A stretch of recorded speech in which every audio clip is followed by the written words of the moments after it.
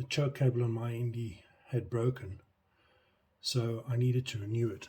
As you can see, it's broken over there, and it comes through an outer sleeving which is held in this mounting and secured in place with this 8mm bolt.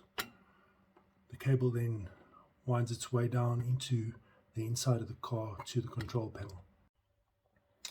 The center console of my car has been removed to be able to get out the rear seats.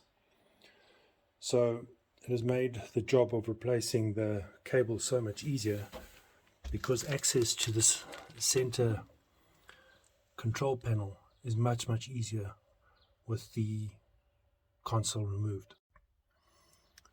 This lever control panel has these studs over here, which go through these two holes over here and are held in place from behind with two little nuts.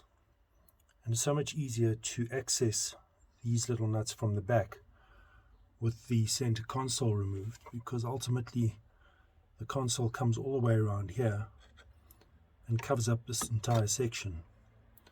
I'm not too sure how one would actually do this without having the center console removed, but maybe that's the way to go. Replacing the cable, the inner cable, is actually quite easy.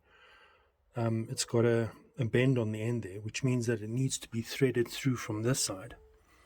So it gets threaded into that little screw there, through that little screw, and then it goes into the outer skin at the back there.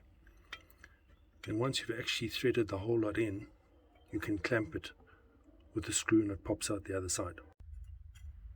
The screw is now secured, and you can see the operation of the cable when you actually move the lever backwards and forwards.